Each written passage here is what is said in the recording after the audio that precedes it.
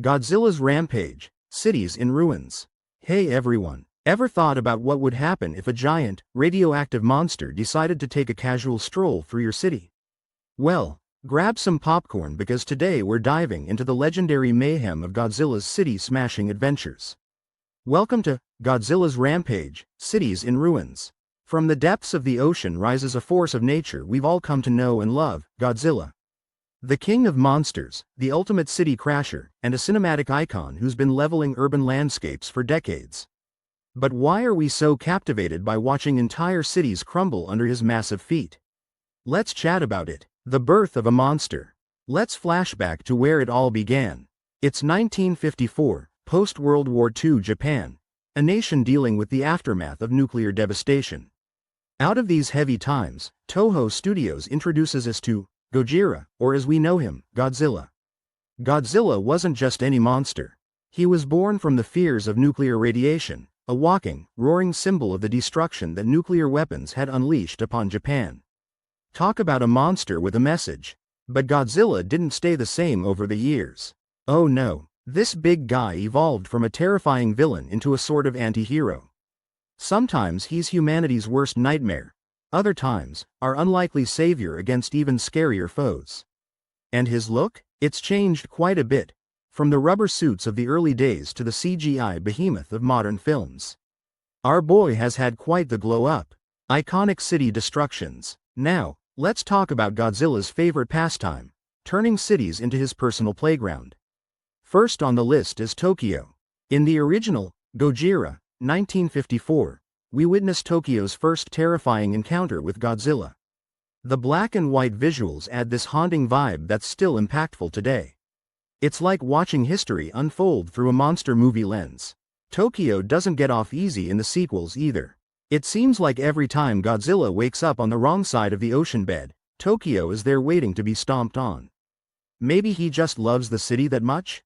Or hates traffic jams? Who knows? But Tokyo isn't alone. In Godzilla Raids Ogun, 1955, Osaka takes a hit.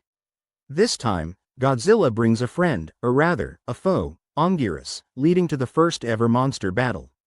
The two titans turn Osaka into a battleground, and let's just say the city didn't stand a chance. Jumping across the Pacific, remember when Godzilla decided to visit the Big Apple? In the 1998 American remake, New York City gets a taste of kaiju chaos. While the movie had mixed reviews, some of us weren't huge fans. It was wild to see Godzilla tearing through iconic NYC landmarks. Plus, who doesn't love a good old monster movie set in the city that never sleeps? Comparing it to the Japanese films, the 1998 version gave us a very different Godzilla, more lizard-like and less, well, Godzilla-y. But hey, it expanded the legend to a new audience. Fast forward to 2014, and Godzilla is back in all his glory, this time with cutting-edge CGI. San Francisco becomes the stage for an epic showdown between Godzilla and the MUTOs, massive unidentified terrestrial organisms. Try saying that 5 times fast. The Golden Gate Bridge? Let's just say it's not getting a 5-star rating after this. And who could forget the visually stunning battle in Hong Kong from Godzilla vs. Kong, 2021.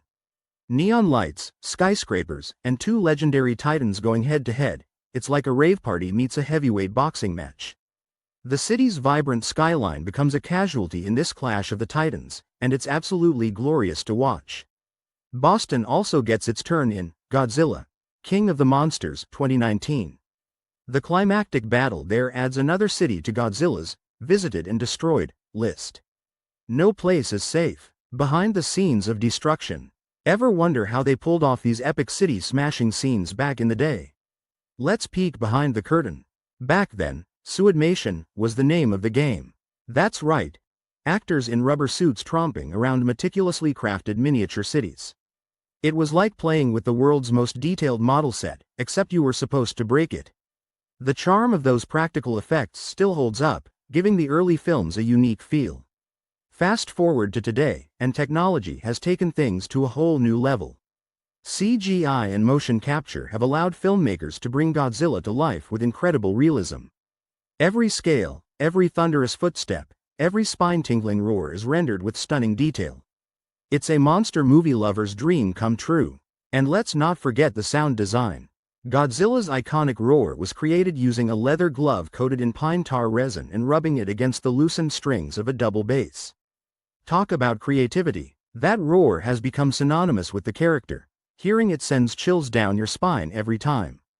Thematic analysis. Alright, let's get a bit deeper, because Godzilla movies aren't just about watching a giant monster smash things, though that's a big part of the fun. They're packed with themes that reflect our own world. First up, we've got humanity's hubris. Time and again, these films showcase how human arrogance, playing with forces beyond our control like nuclear energy, can lead to our own downfall. Godzilla is often portrayed as nature's response to our mistakes, a kind of ancient guardian keeping humanity in check. Then there's the classic, nature versus civilization, theme. Cities, symbols of human achievement, are flattened under Godzilla's feet, reminding us of nature's raw power. It's a wake-up call about environmental issues we face today. These movies resonate with us because they blend spectacular entertainment with underlying messages about real-world concerns. And let's be honest, there's something oddly satisfying about watching a city get, cinematically, destroyed. It taps into our fascination with chaos and rebirth. Godzilla in global pop culture. Godzilla isn't just a Japanese phenomenon, he's a global superstar. Over the years, he's stomped his way into the hearts of fans all around the world. His influence is huge, no pun intended, from inspiring other monster films to popping up in all sorts of media. Cartoons, comics, video games, you name it, Godzilla's probably been there.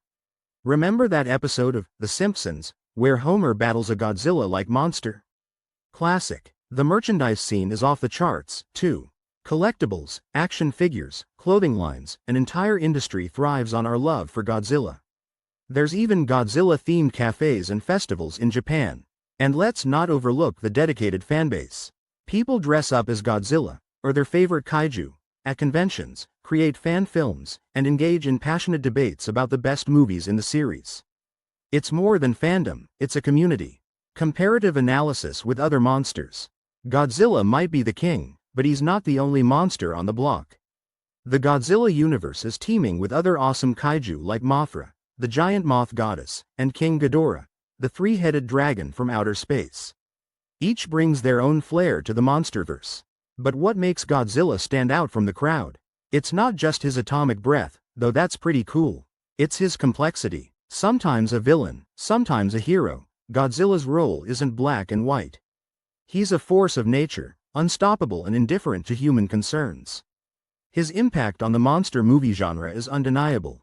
Movies like Pacific Rim pay homage with their own giant monsters and epic battles. Even films like Cloverfield draw inspiration from the way Godzilla blends human stories with larger-than-life calamities. Godzilla set the standard for what a kaiju movie could be, a mix of spectacle, emotion, and a touch of social commentary. That's a legacy that continues to influence filmmakers today. The future of Godzilla. So, what's next for our favorite city-leveling lizard? The future looks bright and destructive. With the success of recent films, studios are keen on expanding the monsterverse. There are whispers of new movies, perhaps delving deeper into Godzilla's origins or introducing new monster adversaries. Maybe we'll even see more crossovers. Who wouldn't want to see Godzilla team up with or battle against other legendary creatures? Technology is only getting better, which means even more mind-blowing visuals are on the horizon. Imagine fully immersive experiences, like VR films where you're right there in the middle of the action. Just make sure to duck when that building comes crashing down. Plus, Godzilla films have always been a reflection of contemporary issues. Whether it's environmental concerns or technological advancements, there's plenty of material for future stories. It's exciting to think about how Godzilla will continue to evolve and remain relevant. So, there you have it, a journey through the epic city-stomping saga of Godzilla. From his origins as a symbol of nuclear fears to his status as a global pop culture icon, Godzilla has been smashing, pun totally intended, his way through our screens and into our hearts. These films aren't just about destruction, they're about reflection.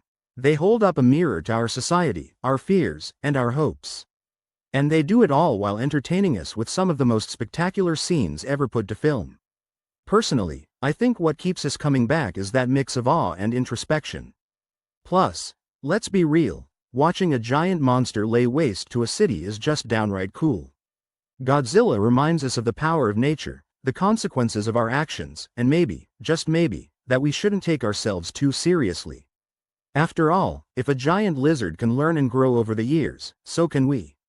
Thanks for sticking around and taking this trip down Destruction Lane with me. Now, I want to hear from you. What's your favorite Godzilla city destruction scene? Is it the classic Tokyo rampage, the showdown in San Francisco, or the neon-lit battle in Hong Kong? Drop a comment below and let's get the conversation going. If you enjoyed this video, don't forget to give it a thumbs up. It really helps out the channel. And if you haven't already, hit that subscribe button and ring the bell icon so you don't miss any future videos. We've got more monster madness and cinematic deep dives coming your way. Stay tuned for our next episode where we'll be exploring the wild world of other iconic movie monsters and their impact on pop culture. You won't want to miss it. Until next time, keep embracing the epic and never stop exploring the amazing worlds that cinema creates. Thanks for watching.